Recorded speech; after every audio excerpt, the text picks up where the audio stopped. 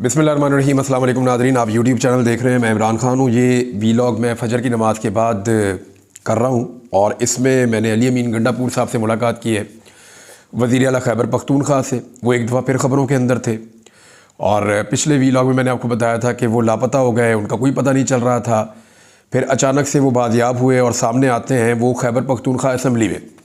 अली अमीन गंडापुर का मौक़िफ़ क्या है वो एज़ इट इज़ पूरा का पूरा मैं आपको बता दूंगा। मैंने उनसे कहा जी मुझे पूरी कहानी बताएं कि आपके साथ हुआ क्या। फिर जो सवालात उनके बारे में उठाए जा रहे हैं वो भी मैं आपके सामने रख दूंगा। फ़ैसला जो है वो फाइनली तो इमरान खान साहब ने करना है। तहरीक भी उनकी है, पार्टी भी उनकी है और इमरान खान साहब जो हैं वही बता पाएंगे कि क्या वो ये स्टोरी बाय करते हैं या नहीं करते, या वो इसके ऊपर क्या डिसीजन लेते हैं, ये बाद में पता चलेगा। लेकिन जो अली अमीन गंडापुर साहब ने कहा और जो सवालात मैंने उनसे किए, उनके जवाब, ये चीज़ें मैं आपको बता देता हूँ। लेकिन बैकग्राउंड थोड़ा सा ले लें कि अली अमीन गंडापुर ने वो रुकावटें अबूर की हैं जो नामुमकिन नज़र आ रही थी। यानी जो कटी पहाड़ी के बीच वाला एरिया था, यहाँ दो पहाड़ों के बीच में जिस तरह कंटेनर्स खड़े थे, जैसे खंदकें खोदी गई थी, माजी में इतनी खौफनाक रुकावटें हमने पहले कभी नहीं देखी। ये मुझे जितने इंडिपेंडेंट जर्नलिस्ट वहाँ मौजूद थे उन सब ने कहा। पाकिस्तान तहरीक इंसाफ में इवन जो अली अमीन गंडापुर के तनकीद करने वाले हैं, नाकदीन हैं, या उन्हें पसंद करने वाले हैं, दोनों तरह के लोगों ने कहा जी कि ऐसी रुकावटें हमने इससे पहले नहीं देखी। दूसरा उन्होंने कहा कि अली अमीन गंडापुर की अपनी गाड़ी और वो फ्रंट पे थे, यानी वो इस काफिले के उकब में नहीं थे, बीच में नहीं थे, वो फ्रंट से लीड करते रहे हैं। उन्होंने आंसू गैस बहुत ज़्यादा बर्दाश्त की और लगातार वो ये सारी चीज़ों का मुकाबला करते हुए सारी रुकावटें हटाकर इस्लामाबाद तक पहुँचे।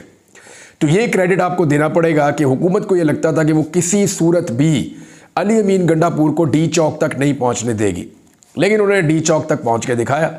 ये क्रेडिट आप उनको दे दें। अब जो सवालात हैं वो मैं बाद में बताऊंगा, लेकिन पहले सुन लें, क्योंकि मैंने अली अमीन गंडापुर साहब से जब जाके बात की तो जो परसेप्शन बनी हुई है मैंने उसी के ऊपर बात करनी थी। तो उनका एक राइट है, उन्होंने कहा जी मुझे अपनी स्टोरी बताने का, ये बताने का राइट तो है ना कि क्या हुआ था। मैंने कहा जी बिल्कुल आप बताएं आपके साथ क्या हुआ था। जो आपकी साइड ऑफ द स्टोरी है वो पूरी तरह लोगों के सामने आनी चाहिए। तो अली अमीन गंडापुर साहब ने कहा कि मैं अपनी हिकमत अमली के तहत जब डी चौक पे पहुंचा तो हमारा काफिला दो हिस्सों में तकसीम हो गया था और काफिले का एक छोटा हिस्सा लेकर मैं डी चौक में आया था। उस वक्त हमारे ऊपर बदतरीन शेलिंग की, हमारे नौजवानों ने पुलिस का मुकाबला किया और मैंने वहाँ पे खिताब भी किया था और हमारे ऊपर इतना प्रेशर बढ़ गया था और जो हमारा पीछे वाला बड़ा काफिला है वो काफ़ी पीछे था। ये मैंने वहाँ पे मुख्तलिफ लोगों से पहले पूछा कि काफिले का कितना फासला था, तो उन्होंने कहा कि जिस वक्त अली अमीन गंडापुर डी चौक में मौजूद थे उस वक्त काफिला जो है वो सेंटोरस के करीब मौजूद था। ये 5-6 किलोमीटर बनता है और इतनी दूर काफिला था। अली अमीन गंडापुर इधर थे और जब बहुत ज़्यादा प्रेशर बढ़ा तो इन्होंने अपनी गाड़ियाँ, गंडापुर साहब के बकौल कहते जी हम चले गए केपी हाउस में, खैबर पख्तूनख्वा हाउस में हम पहुँचे। हमने रास्ता उन्होंने जो लिया वो भी बताया कि ये निकले प्रेस क्लब वाली साइड से, वहाँ से घूम के उधर गए, वहाँ पे एक होटल है इस्लामाबाद में, मैरियट होटल, उसके सामने से गुजरते हुए ये खैबर पख्तूनख्वा हाउस में चले गए। जब ये खैबर पख्तूनख्वा हाउस में गए तो थोड़ी देर के बाद वहाँ पे रेड हो गया। पुलिस ने और रेंजर ने दरवाजे तोड़ना शुरू कर दिए, अटैक कर दिया। बकौल अली अमीन गंडापुर के जो उन्होंने मुझे बताया, उन्होंने कहा फायरिंग हुई और हमने फायरिंग सुनी, लोगों के ऊपर टॉर्चर भी कर रहे थे। अली अमीन गंडापुर के बकौल ये ऊपर एक मंजिल में मौजूद थे जहाँ पे सीएम का कमरा होता है और आसपास दीगर और कमरे भी होते हैं, फैमिली एरिया एक बनाया हुआ होता है। वो कहते हैं मैं वहाँ मौजूद था तो वहाँ पे एक शख्स ने, अच्छा ये उन्होंने मुझे कहा कि यार आप ऑफ द रिकॉर्ड रखिएगा, उस बंदे का नाम ना बताइएगा और कोशिश करें कि डेजिग्नेशन भी ना बताएं, लेकिन आप ये बताएं कि मुझे एक शख्स ने वहाँ से इशारा करके निकाला कि आप इस तरफ को आ जाएँ। वो मुझे एक दूसरी सिमत लेकर गया और ले जाके उसने मुझे एक पिकेट, ये पिकेट जो होती है जिसके अंदर वो बैठते हैं गनमैन, सिक्योरिटी के लिए जो बैठते हैं, उन्होंने कहा एक पिकेट थी उसकी छत पे मुझे चढ़ा दिया कि आप इस छत पे चढ़ के छुप जाएं। तो अली अमीन गंडापुर के बकौल वो उस पिकेट की छत के ऊपर छुप गए। नीचे पुलिस टॉर्चर करती रही, गिरफ्तारियां करती रही, लोगों को सीटती रही और रेंजर्स भी मौजूद थी।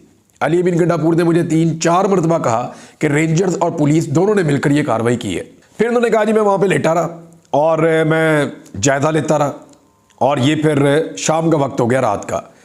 फिर अली अमीन गंडापुर ने बताया कि वही शख्स दोबारा आया और उसने मुझे कहा कि जी आप अपना लोकेशन तब्दील कर लें क्योंकि अब वो दोबारा सर्च ऑपरेशन के लिए आएंगे और जब वो आएंगे तो फिर वो ये वाली पिकेट पे भी आएंगे और इसको भी चेक करेंगे, तो आप दूसरी जगह पे आ जाएं। तो उसने अली अमीन गंडापुर साहब को निकाल के एक जो उससे बड़ी वाली लंबी पिकेट थी उसके ऊपर चढ़ा दिया और वहाँ पर जाके अली अमीन गंडापुर साहब ऊपर लेट गए। उन्होंने मुझे ये बताया कि वहाँ पे ऊपर पत्थर पड़े हुए हैं और आप जाके देख सकते हैं, वहाँ पे ऊपर पत्थर पड़े हुए हैं, ये उन्होंने कहा। और साथ उन्होंने ये कहा अली अमीन गंडापुर ने कि वहाँ बारिश होना शुरू हो गई और मैं बारिश के अंदर वहाँ पे उस पिकेट की छत के ऊपर लेटा रहा और गिरफ्तारी को अवॉइड करता रहा। और इसकी वजह से उन्होंने कहा जी मेरे कोई निशान भी पड़े हैं जिस्म पे जब मैं वहाँ लेटा हुआ था। वहाँ से अली अमीन गंडापुर ने कहा कि रात के आखिरी पैर मुझे मौका मिला, मैं वहाँ से निकला, उन्होंने मुझे अकब से निकाला और मैंने इससे पहले ये कह दिया था कि आप कोई एक वहाँ पे पीछे गाड़ी का अरेंजमेंट रखें जो मार्गला रोड पे और उस तरफ मुलिका एरिया में फिरती रहे और मुझे जैसे ही मौका मिलेगा मैं जाके उस गाड़ी में बैठ के तो मैं निकल जाऊँगा। ये अली अमीन गंडापुर साहब के बकौल ये हो रहा था। फिर अली अमीन गंडापुर साहब नीचे आते हैं, उनको कपड़े तब्दील करवाए जाते हैं, वो दूसरे कपड़े पहनते हैं और उसके बाद वहाँ से वो निकल जाते हैं क्योंकि पहले वाले कपड़े बकौल उनके वो गीले हो गए और उन कपड़े जो है वो गंदे भी हो गए क्योंकि वो छत के ऊपर बारिश में लेटे हुए थे। तो बकौल अली अमीन गंडापुर के वो वहाँ से निकले, किसी की उन पर नज़र नहीं पड़ी और वो पहुँच गए बारगला रोड पर। यहाँ पे ट्रेल्स बनी हुई है, जो लोग इस्लामाबाद में रहते हैं हाइकिंग के लिए ट्रेल्स बनी हुई है जो पहाड़ों पे जाती हैं, जो बारगला हिल्स की तरफ जाती हैं। उनमें से गालिबन ट्रेल नंबर 3 अली अमीन गंडापुर समझते हैं कि वो ट्रेल नंबर 3 थी। उन्होंने कहा कि मैं ट्रेल नंबर 3 पे चढ़ना शुरू हो गया, मेरे साथ एक शख्स मौजूद था और मैं उस ट्रेल के साथ ऊपर जाता रहा। जाते जाते अली अमीन गंडापुर साहब ने कहा जी कि फायर वे से आप ऊपर गए, ये बहुत मुश्किल होता है, इस पर दिन में भी आप नहीं चढ़ सकते, मैं क्योंकि यहाँ पे ट्रैकिंग करता रहा हूँ माजी में। तो उन्होंने कहा जी फायर वे से हम ऊपर जाना शुरू हुए और वहाँ पे बहुत पत्थर थे, बड़ा मुश्किल था, लेकिन हम चढ़ते चढ़ते अली अमीन गंडापुर साहब के बकौल वो मुनाल तक पहुँच गए। ये बहुत बड़ा फासला है क्योंकि मैं मुनाल तक सिर्फ 2 या 3 दफ़ा गया हूँ और रोज़ाना हम प्रैक्टिस करते थे। उन्होंने कहा मुनाल पे पहुँचे, मैंने मुनाल का हालत देखी तो वो वैसे ही पहले ही टूटा हुआ था। उसके बाद फिर मैं और ऊपर गया, वहाँ से अली अमीन गंडापुर साहब पिछली तरफ गए और उन्हें आइडिया था कि इन पहाड़ों की पिछली तरफ उधर खैबर पख्तूनख्वा का इलाका आगे शुरू हो जाता है। वहाँ से उन्होंने कहा जी कि मैंने गाड़ी के लिए पत्थर फेंके और गाड़ी नीचे मिली हमें और वो गाड़ी के पास हम पहुँचे, पत्थर फेंक के हमने गाड़ी रोकी और फिर जाके बकौल अली अमीन गंडापुर साहब के वो उस गाड़ी के अंदर बैठ गए। तो गाड़ी में बैठने के बाद अली अमीन गंडापुर साहब ने गाड़ी को ले गए हरीपुर वाली साइड पे।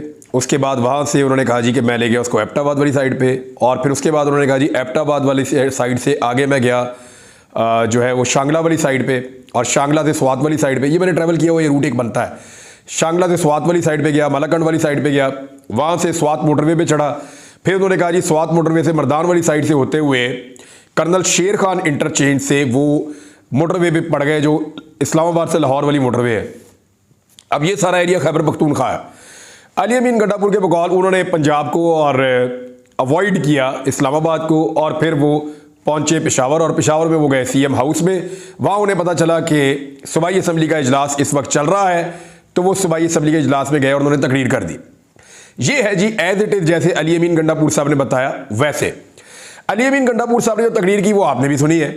मैंने इसके ऊपर एक सर्वे भी करवाया कि मैं देखता हूँ कि लोगों को अली अमीन गंडापुर साहब की तकरीर के ऊपर कितना भरोसा है या उन्हें लगता है कि जो उन्होंने बातें की हैं वो दुरुस्त है और वैसे ही हुई हैं। तो मैंने जो सर्वे करवाया उसका जो रिजल्ट है, मैंने सवाल पूछा था कि अली अमीन गंडापुर ने जो कुछ बताया आपके ख्याल में क्या वो दुरुस्त है। तो 75,000 लोगों ने इस पर अभी तक वोट डाले हैं। 12% लोगों ने कहा जी जो अली अमीन गंडापुर ने कहा ठीक कहा, जबकि 88% लोगों ने कहा कि जो अली अमीन गंडापुर ने कहा नहीं वो ठीक नहीं कहा, वो दुरुस्त नहीं है। तो ये तो थी लोगों की राय। अब जो चंद सवालात हैं जो उठे हैं वो मैं आपको बताऊंगा, लेकिन पहले मैं आपको बताता हूं कि मैंने 2 सवालात उनसे लिटमस टेस्ट एक कहते हैं कि आपको आइडिया हो जाता है ना कि एक्चुअली अली अमीन गंडापुर साहब के साथ क्या गुजरी है। मैंने बहुत सारे सवालात पूछे, यानी मैंने उनसे पूछा कि ये जो कपड़े हैं आपके, यही कपड़े आपने पहने हुए थे रात को? उन्होंने कहा जी नीचे आके मैंने कपड़े तब्दील कर दिए थे, मुझे दूसरे कपड़े दिए गए थे। तो फिर मैंने उनसे पूछा कि आज यही कपड़े पहन के आप पहाड़ चढ़े थे और पहाड़ उतरे थे? तो उन्होंने कहा हाँ मैं यही कपड़े पहनकर उस पहाड़ को चढ़ा था और मैं उतरा था और फिर मैंने वहाँ से वो ली थी एक गाड़ी और उस पर मैं आया था। फिर मैंने उनसे कुछ और सवालात किए कि आप नज़र उनको कैसे नहीं आए, आप वहाँ पे जो मौजूद थे। कुछ के जवाब मुझे लगा कि ये हो सकता है, कुछ के मुझे लगा कि ऐसा नहीं हो सकता। लेकिन चंद सवाल आते हैं जो लोग उठा रहे हैं। एक सवाल ये उठाया जा रहा है कि अली अमीन गंडापुर साहब को जल्दी क्या थी और वो अपने काफ़िले से अलग क्यों हुए? यानी जो मेन काफ़िला था, बड़ा काफ़िला था, उन्होंने सबको लेकर पहुंचना था, उनके पास इतनी बड़ी तादाद में लोग थे, एक दिन से ज़्यादा टाइम गुजर चुका था और वो मौजूद थे, तो वो अपने काफ़िले से अलग होकर एक डिफरेंट रूट से क्यों पहुंचे, जबकि बहुत बड़ी तादाद में लोग कश्मीर हाईवे पे और फैसल एवेन्यू पे उनका इंतज़ार कर रहे थे। मैंने उनसे जब ये पूछा तो उन्होंने कहा कि यहाँ पे बहुत ज़्यादा रुकावटें थी। मैं फौरी तौर पे डी चौक में पहुंचकर ये अनाउंस करवाना चाहता था कि अली अमीन डी चौक में पहुंच गया, तो इससे इदारों के लिए कन्फ्यूजन पैदा हो जाती और इससे उनको एक लगता कि जैसे मैं पहुंच गया हूं तो ये ज़्यादा बड़ी कामयाबी है, तो इसके बाद मेरा जो पीछे से काफिला आ रहा था उसको आसानी हो जाती। उनके बकौल उन्होंने ये इसलिए किया, लेकिन ये सवाल उठाया जाता है कि काफिले को अली अमीन गंडापुर को छोड़ना नहीं चाहिए था, उसके साथ रहना चाहिए था। दूसरा, खैबर पख्तूनख्वा हाउस, उसमें अली अमीन गंडापुर साहब को नहीं जाना चाहिए था। कुछ इतलात ये भी हैं और ये सवाल बार बार उठाया जा रहा है कि वो लोगों को छोड़कर खैबर पख्तूनख्वा हाउस क्यों गए, और ये सवाल इसलिए उठाया जा रहा है कि खैबर पख्तूनख्वा हाउस में उनको आगाह किया गया था कि अगर आप यहाँ पे आएंगे तो आपको गिरफ्तार किया जा सकता है। और जब अली अमीन गंडापुर वहाँ पहुँचे तो उनके साथ बहुत कम सिक्योरिटी थी, बकौल कुछ लोगों के उनके साथ कोई 250 के करीब सिक्योरिटी के लोग मौजूद थे, लेकिन ये लोग खैबर पख्तूनख्वा हाउस में क्यों नहीं लाए गए। तीसरा जो है वो ये भी लोग कह रहे हैं कि अली अमीन गंडापुर साहब जब निकले खैबर पख्तूनख्वा हाउस से तो उनको बजाय इसके कि वो उस तरफ को पहाड़ों पे चढ़ते, उनको चाहिए था वो डी चौक में आते जहां पे पाकिस्तान तहरीक इंसाफ के वर्कर आसपास मौजूद थे। एक और सवाल जो है वो ये उठाया गया और बहुत सारे लोग ये बात भी कर रहे हैं कि अगर गंडापुर साहब निकले थे और उन्हें गाड़ी मिल गई थी तो लाजमी बात है, यहाँ पे तो आजकल हर ड्राइवर के पास टेलीफोन है, हर बंदे के पास मोबाइल फ़ोन है। वो वज़ीर आला एक सूबे के, वो जहाँ गाड़ी रोकते वहाँ पे पाकिस्तान तहरीक इंसाफ इकट्ठी हो जाती। हरीपुर में उनकी पार्टी ने क्लीन स्वीप किया हुआ है, एबटाबाद में उनकी पार्टी ने क्लीन स्वीप किया हुआ है। वो उमर अयूब साहब के घर जा सकते थे रास्ते में, और उमर अयूब साहब हरीपुर में मौजूद भी थे। गंडापुर साहब जो है वो शांगला के अंदर उनकी पार्टी इलेक्शन जीती हुई है, उनकी पार्टी पूरे स्वात के अंदर इलेक्शन जीती हुई है, तो वो कहीं पे भी रुक सकते थे, टेलीफोन पे रब्ता कर सकते थे, इंफॉर्मेशन गैदर कर सकते थे, लेकिन ये सारा कुछ उन्होंने नहीं किया। इसकी वजूहत हो सकती हैं लेकिन उन्होंने ये नहीं किया। एक और सवाल जो है ये कि अली अमीन की गैर मौजूदगी में कारकुनों के पास कोई हिकमत अमली नहीं थी, यानी कोई प्लान बी था नहीं, और जो लोग उस वक्त कारकुनों को लीड कर रहे थे, पार्टी के लीडर तो सारे गायब थे, रूपोश थे। वैसे भी एमएनए जो है वो सामने आ नहीं रहे, वो रूपोश है। तो ऐसी सूरत हाल में जो अली अमीन गंडापुर साहब की गैर मौजूदगी थी, उसके बाद कारकुनों के पास हिकमत अमली कोई नहीं थी। यानी कुछ सहाफ़ियों ने यह बताया कि कुछ कारकुन तो ऐसे बेयारो मददगार थे कि जिनके पास जब फैसला हुआ कि यहाँ से वापस जा रहे हैं तो उनके पास वापस में किराए के पैसे नहीं थे। ये मुझे कुछ सहाफ़ी उन्होंने बताया और वो ये कह रहे हैं कि ये प्रॉब्लम हुआ था, लेकिन क्योंकि हिकमत अमली कोई नहीं थी, एक मैस क्रिएट हो गया। चंद सवालात और हैं। अली अमीन गंडापुर साहब ने ये कहा कि मोहसिन नकवी साहब का जो स्टेटमेंट है उसको अली अमीन गंडापुर साहब ने उसकी तौसीक कर दी कि जी हमारे पास नहीं थे और हमने अली अमीन गंडापुर को गिरफ़्तार नहीं किया, जबकि उनके भाई कह रहे थे कि मेरे भाई को गिरफ़्तार कर लिया गया है। पाकिस्तान तहरीक इंसाफ कह रही थी कि अली अमीन गंडापुर एक मिसिंग पर्सन है। ये सवाल भी मैंने उनके सामने रखा। मैंने कहा जी आपके भाई कह रहे हैं, बाकी सब लोग कह रहे हैं, तो ये लोग क्या झूठ बोल रहे हैं और मोहसिन नकवी सच बोल रहे हैं? तो उन्होंने कहा जी।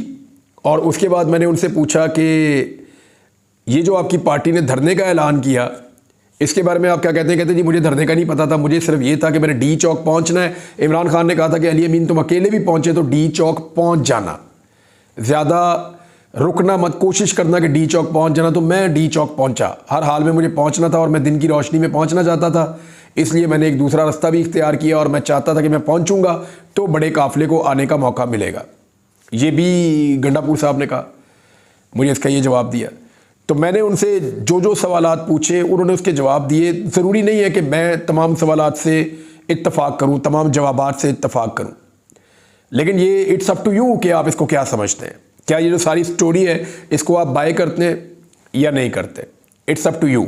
लेकिन पाकिस्तान तहरीक इंसाफ के अंदर एक बड़ी बेचैनी पैदा हुई है और एक तजब्जुब पैदा हुआ है इस सारे एपिसोड में, क्योंकि सब ये कह रहे थे कि एक सूबे का वज़ीर आला लापता है और सारे इसके बारे में बात कर रहे थे। वज़ीर आला वापस आए, उन्होंने कहा जी मैं लापता नहीं था, मैं छुपा हुआ था और अब मैं खुद सामने आ गया हूँ निकल कर, और मैं बड़ी मुश्किल से यहाँ तक पहुँचा हूँ। उनके पहुँचने के बीच में उनका दुनिया से कटा हुआ होना आज की इसी 21वीं सदी के दौर में ये कोई मंतक समझ नहीं आती। लेकिन एक बात समझ आती है और वो मैं साफ साफ कर देता हूँ। अली अमीन गंडापुर साहब जो है ना, हमारे सिस्टम का जो एक मकरूह चेहरा है ना, उस पर पर्दा डाल रहे हैं, जो मेरी समझ आती है। मेरा एनालिसिस है ना, मैं कुछ भी कह सकता हूँ। तो गंडापुर साहब कोशिश ये कर रहे हैं कि हमारे अंदर का गंद ज़्यादा दिखाई ना दे।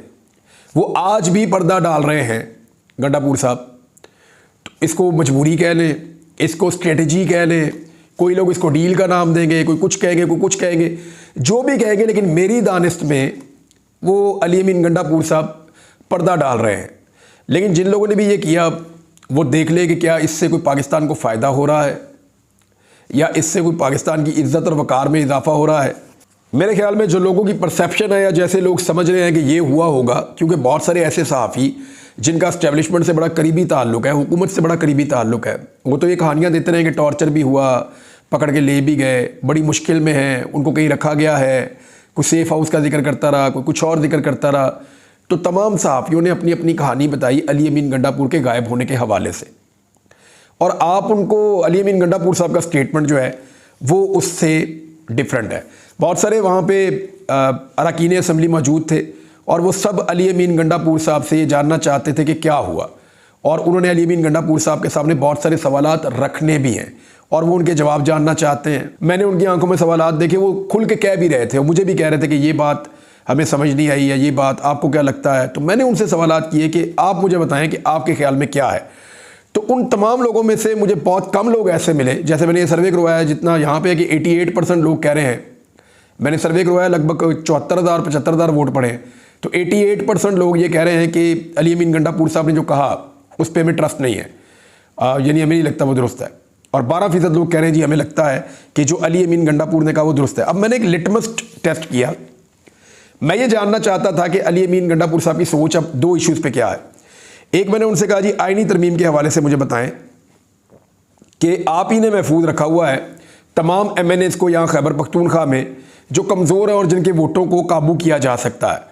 तो इस पे उन्होंने उमर अयूब साहब की तरफ इशारा किया, उन्होंने कहा जी ये पार्टी है और ये जो फैसिलिटी और जो सपोर्ट मांगेंगे वो सपोर्ट मैं दूंगा। आईनी तरमीम से बचने के लिए MNAs को और सेनेटर्स को प्रोटेक्ट करने के लिए जो मेरा रोल होगा, जो मुझे पार्टी कहेगी मैं वो करूँगा।